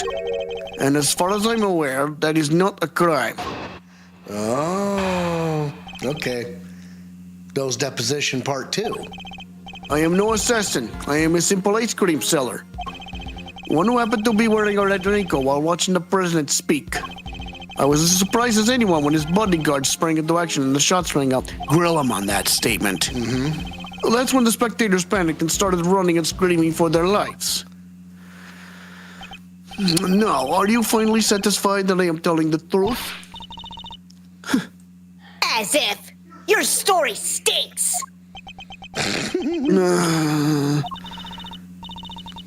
You don't scare me. The evidence is on our side, you know. Look, it's right there, plain as day. The assassin, and they're wearing a red raincoat. Intriguing, but that is not me. Oh, come on! Tell me, Mr. Edgeworth, do you really think I was the only one in the entire park wearing a red raincoat today? I do, actually. But then why? Why does he seem so sure of himself? All right, time for a little rebuttal. I am no assassin. I am a simple ice cream seller. One who happened to be wearing a red raincoat while watching the president speak. I was as surprised as anyone when his bodyguard sprang into action and the shots rang out. What bodyguards? What do you... Hold it. So you saw the bodyguards move before you heard the gunshots? Yes, if I recall correctly, they moved first. At least the one on the left did. You're rather observant, Mr. Doe. Now, can we, because let's review, okay? The plan's here. Now, the guy was on the left, right? Rook repositioned in light of Knight's injury. So how does he know about that? Well, anyway, let's keep going. Yep. You're rather observant, Mr. Doe. I am blessed with keen eyes. The names of the bodyguards were written in the top left corner of the security plan. And the one on the left was Rook. That's correct. Bastion Rook, I believe. How does he know that name? How does he know? Yeah, indeed. I expect he noticed the light from a laser sight. The man is no amateur. Mr. Doe's know a little too much about the business of being a bodyguard for my liking. I'd say our friend here is no amateur either. I'd like you to append what you just said to your testimony, if you don't mind. As you wish. The bodyguard on the left, Bastion Rook, was especially quick to respond. Present. Yeah, we're going to present the security plan because he was repositioned. He was on the president's right. Objection! As I suspected, you are more than what you claim to be, Mr. Doe. You overestimate me, Mr. Edgeworth. Oh? Then tell me how a simple ice cream seller knows one of the presidential bodyguard's names. What? You just surely... Listen to that music. You were the one who spoke their names aloud. Rook and Knight, was it? Objection! We only know those names thanks to the security plan. But look closely. Only their surnames appear. Huh. Yet we all clearly heard you say the name Bastion Rook. How did you come to possess such information? Information we ourselves didn't have. Seems pretty darn suspicious to me. Well, how did you know? Explain yourself! It was merely a slip of the tongue. Another lie! He is the assassin, just like we said! Come on now, miss. It's a little soon to be jumping to such conclusions. I did know their names, yes, and the reason for that is... Well? I know Mr. Rook. He and I are acquainted. What? We have something of a connection. And his is a name I could never forget. You think we're stupid, pal? Stop lying. I am not lying. I am, as I have always been, a simple ice cream seller. And an acquaintance of Bastion Rook. Yes. Objection! And I suppose Mr. Rook will confirm that? It should be easy enough for him to remember his good friend, the slippery ice cream seller, correct? Please, you are more than welcome to ask him, although I think that might be difficult right now. I would imagine he's rather busy ensuring the president's safety. But suppose you are able to speak with him and he does deny that he and I are acquainted. How will that help you prove I was the shooter? Objection! If you weren't the shooter, why take off your raincoat? Because it was no longer raining. In fact, it had grown quite warm. Far better to let my wound breathe, no? Or would you rather I had let it fester? Is he actually going to worm his way out of this? No. What are you waiting for, Mr. Edgeworth? Hurry up and arrest the man! He's clearly guilty. If I were you, he'd be in jail already. You might be willing to arrest a man without sufficient proof, but I am not. No! Come on, Mr. Edgeworth. There's gotta be something you can do. Shocking scenes here, as the culprit seems all but certain to escape justice.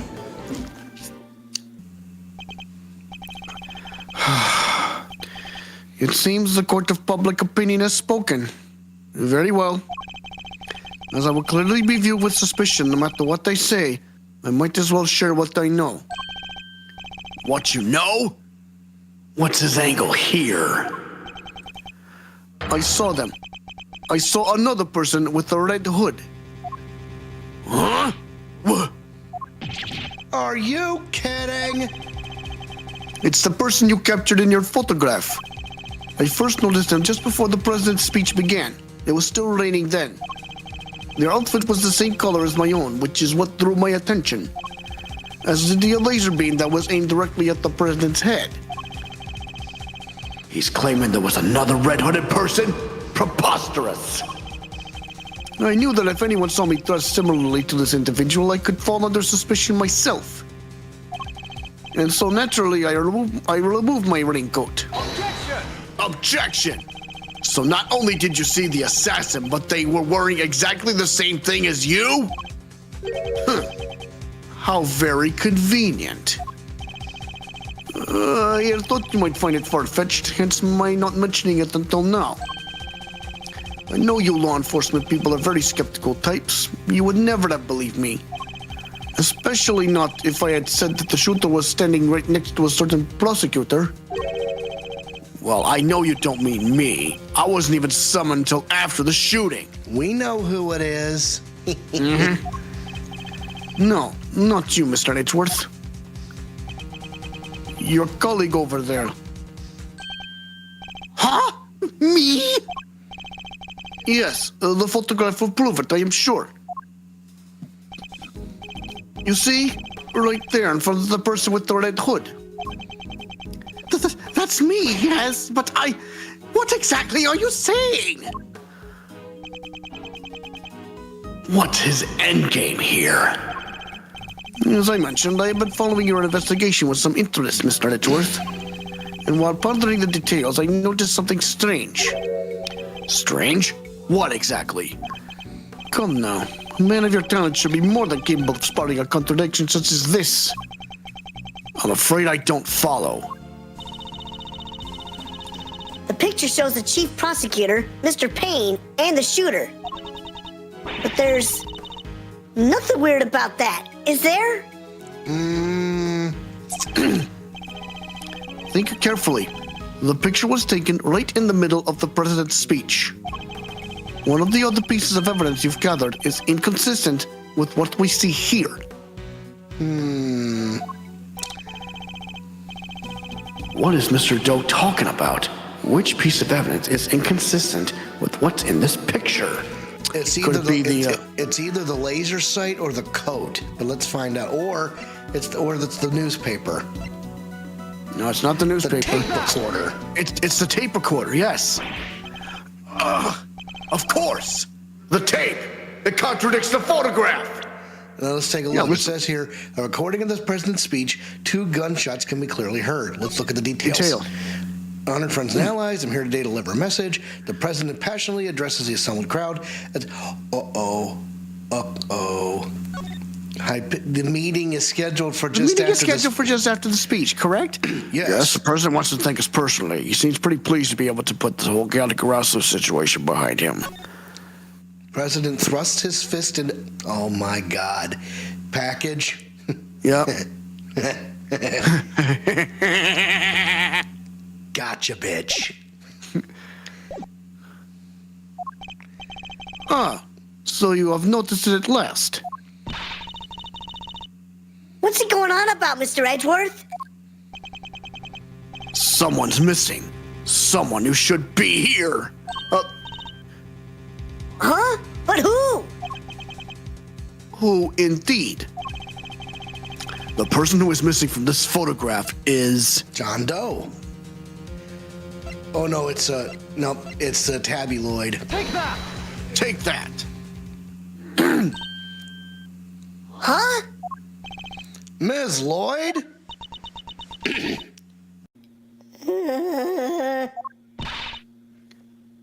How do you figure that? Mr. Payne's voice can clearly be heard on Ms. Lloyd's tape. Considering that he was conducting a private conversation with the chief prosecutor... Oh, there were these two old guys standing right in front of me. They were whispering away to each other the whole darn time. She must have been very close indeed to capture it on tape. You're right, but she's not in the picture.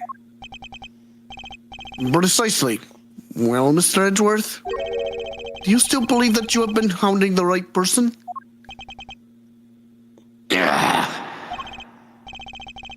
Ms. Lloyd, would you mind answering a few questions? Whoa, y'all are fixing to put me under the microscope now? All right, sure, knock yourselves out. I got nothing to hide. All right, Ms. Lloyd's testimony. It ain't like I was standing still the whole time. No, I was running all over, roving reporter style. That was a big old crowd. Guess the picture must have been taken while I was at one spot, and the tape's from when I was in another. So quit giving me the evil eye. Ain't nothing but a misunderstanding. There's no doubt about the voices on the tape. That was Mr. Payne and the chief prosecutor. I'm certain of it. Tabby wouldn't lie to us. I know she wouldn't. Yes, she would. But if she did, that would mean... That she's our perp. Will y'all quit messing with me? As if I could have done a thing like that. Little old me? I might be inclined to believe you if your testimony didn't contain a glaring inconsistency. It does? I thought it was pretty good. Seems I have no choice but to present her with the evidence and expose the contradiction. All right. Hit him with it, Edgeworth. Ain't like I was standing still the whole time. No, I was running all over, roving reporter style, big old crowd. Guess the picture must have been taken while I was in one spot, and the tape's from when I was in another. Okay. Okay, let's see. The tape itself. Objection! Ms. Lloyd, it's imperative for a reporter not to lie, wouldn't you say? You're dang right it is, and I don't lie. And yet the photograph and the recording were definitely taken at the same time. What? You can't prove that. Oh, but I can. The evidence is right here in these pictures. This one in particular shows something that lines up precisely with when you were making your recording. What part of the picture indicates that it must have been taken at the same time as Ms. Lloyd's recording? The fact that Payne is right here. The fact that Dijon Wang's fist was in the air. Oh, that's right. Take that! See here? The president has his fist raised. And what about it?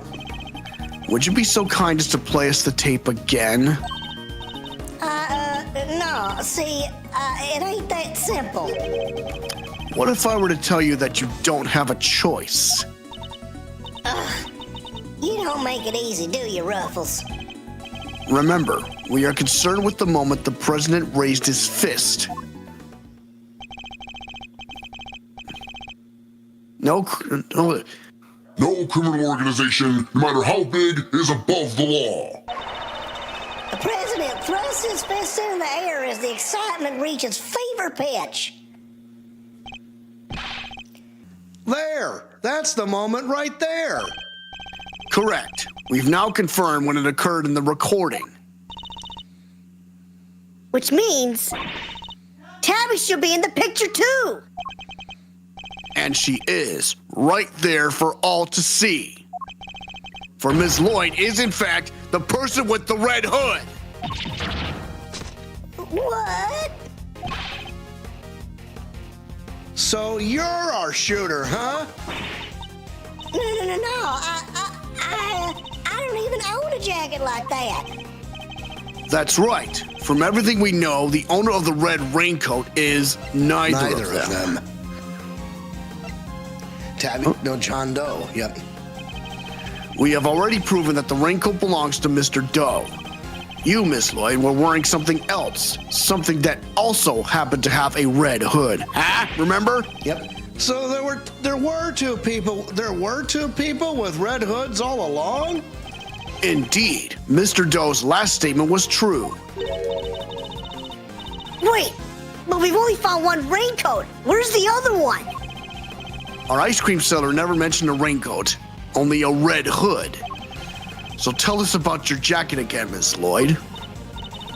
Huh? This whole thing? Well, the best thing about it, like I said, is if you get mud and such on it, it's reversible, see? So you just turn it inside out and... Just as I thought. The inside of her hood! It's red! That's right. And when the incident occurred, that's the side of the hood that was visible. What's going on here? What were you really up to, huh, pal? But wait, I never even wore it that way around. Perhaps if you would allow us to examine it, we could confirm that for ourselves. And y'all are gonna confirm that how exactly? It was raining right up until the president's speech, correct? That much has been established already. And as you yourself said... Heck, I don't use neither. Come rain, sleet, snow, or shine, it's my trusty parka every time. If you haven't reversed your parka since the rain, then the inside should be dry. Wait a sec now. I got this big old backpack on, see? So I can't take it off my jacket. Yeah. Maybe I could show y'all some other time. You think an excuse that weak is gonna wash with Mr. Edgeworth? Oh. Well, what are you waiting for? If you're innocent, take it off and show us. It wasn't me, I swear. I never shot the dang president. I could never. If that's true, Miss Lloyd, then your best option is to cooperate and tell us the truth. Is there a particular reason why you chose to wear a parka with a red hood here today? Sorry, Ruffles. There's something I never told you. Something I couldn't. But I'll come clean, I promise. Just go easy on me now, you hear? Hold it.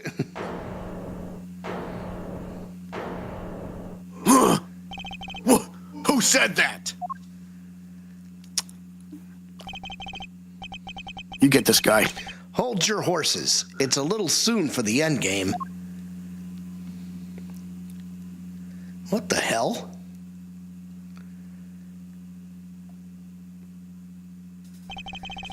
That goes for you too, Mr. Prosecutor. You lost this one the moment you made your opening move.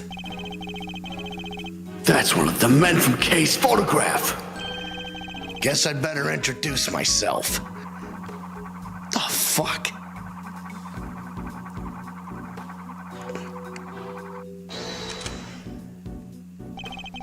The name's Bronco Knight.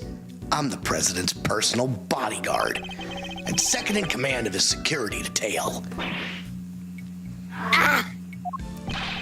Point that thing someplace else, pal. What the heck's wrong with you? Sorry, can't help myself. Just too much fun being this good. You're not a member of law enforcement, so how did you get a gun? This old girl's on loan from Zheng Fa, temporarily issued to us presidential bodyguards. Anyway, never mind that. I got 2 tidbits of news for you. You want the good or the bad first? Choice is yours. I'm indifferent. Whichever you prefer. Really? You're giving up the first move advantage just like that? Whatever, your loss. Guess I'll push out the first pawn then. So you play a little chess, I take it. Fella fan are you, Mr. Red Suit? The name's Edgeworth, and you can say I dabble. Duly noted, Mr. Edgeworth. All right, I'll start with the good news. President's okay. Didn't suffer so much as a scratch. He didn't? That's a relief. Particularly for the young lady here, that means there's no longer a murder charge on the table. That is good news, huh, Tabby? Yeah, 'cause I'd never... Now for the bad news. The only reason the president's alive is because we bodyguards did our job. One of us did anyhow. Our boss.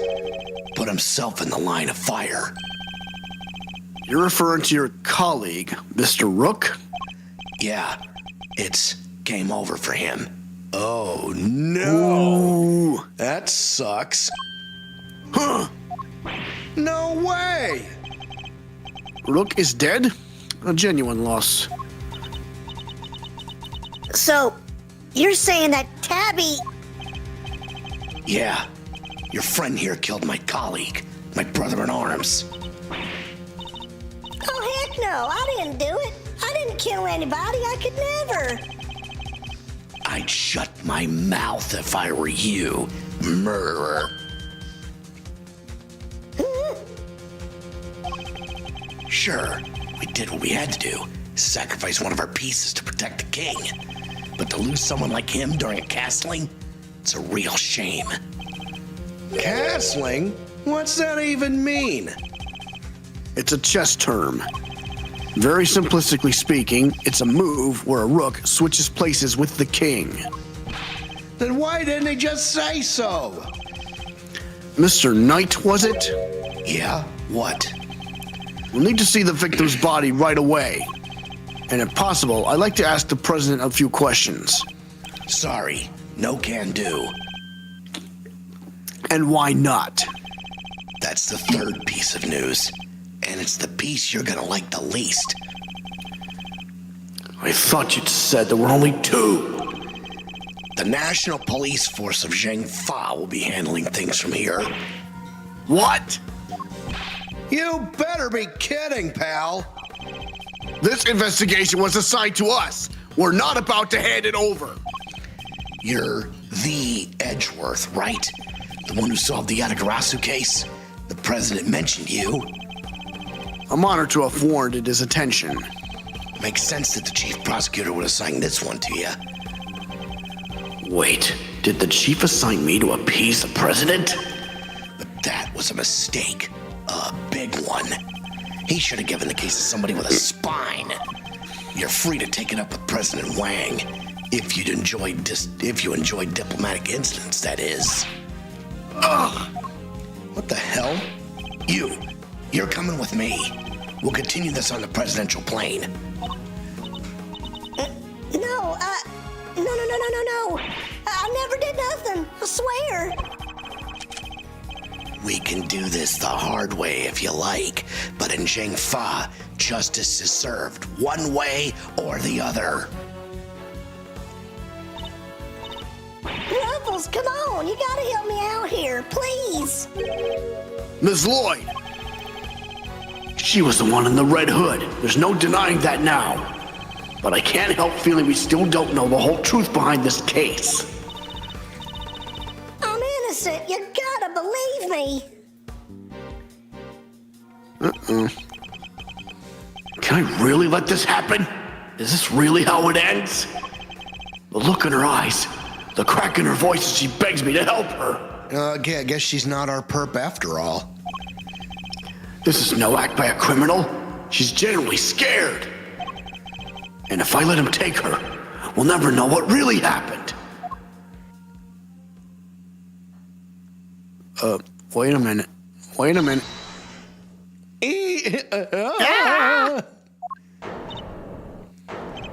What? Huh? What the hell? Get your filthy hands off of... Quiet now. Is that really any way to greet me? What? Your neck has barely begun to heal, and you've already forgotten who I am. I'm disappointed. What? It's you. Ah, so you do remember. What do you think you're doing, pal? Put the knife down and give it up. You got some nerve pulling a stunt like this in front of a bunch of police officers. Don't even think about it. You don't stand a chance against this guy. Who are you really, Mr. Doe? Entrance stage left. Let's just say that I'm no simple ice cream seller. The guy's a pro, a hitman. His name's Shelly the Killer. What? What?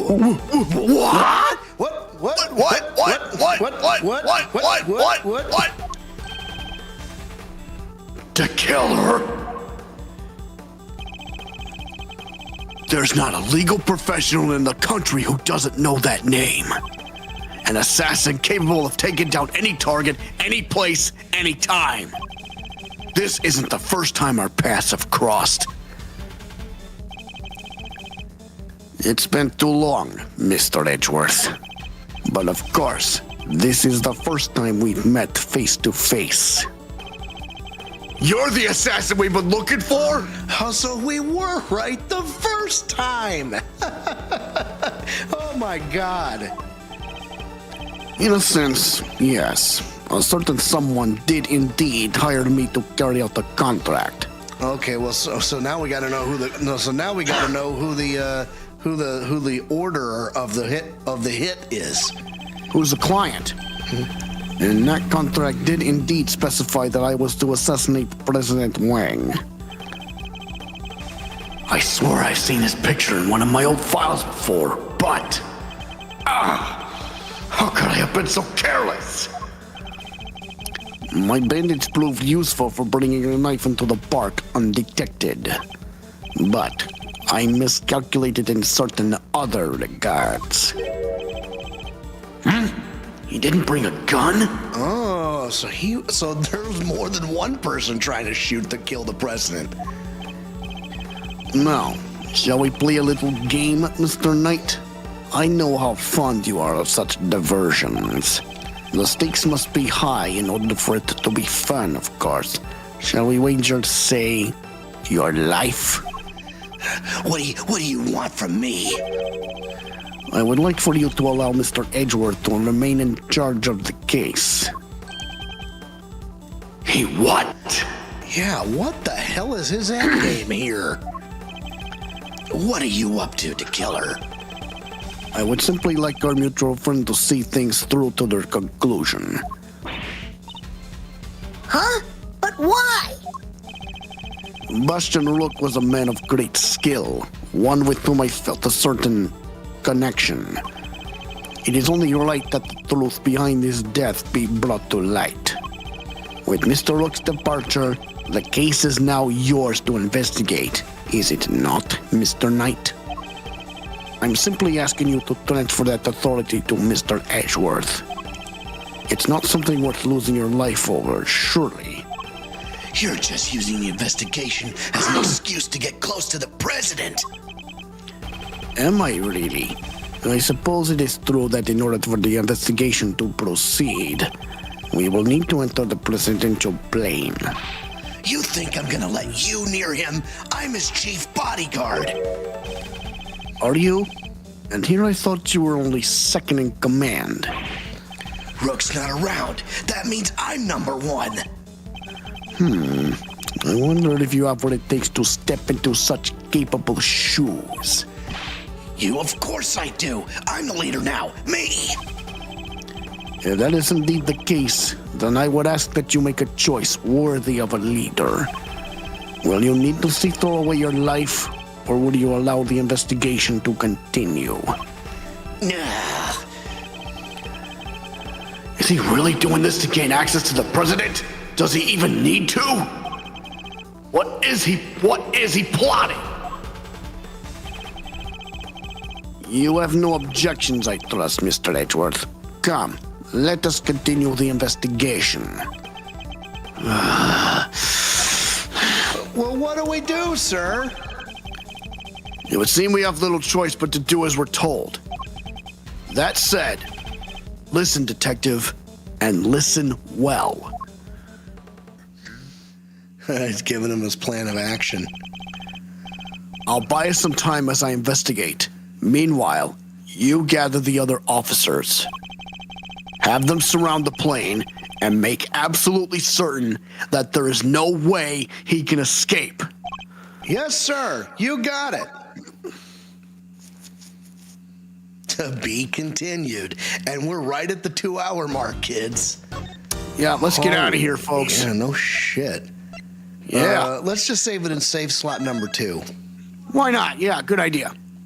So, All right, wow. so, Yeah, so we're only one episode in. We already have intrigue. Wow. intrigue. Dun, dun, dun. So we have an old friend drop by and meet Edgeworth face to face for the first time. But what is his end game? That remains to be seen. So, yep, guess there's only one way to find out, folks. Tune in next week. Yep. And since we're going to be having some special plans happen this coming Wednesday, we will move voice acting to next Tuesday. So we're going to come a day early. So be sure to pack a lunch. You'll be glad you did. So, Oh, yes. in closing, I'm the Cannonball Alex Steele. I am the package Andrew Steele. We are the Steel Twins, And we are for real. Top guys out. Ciao. Adios, muchacho.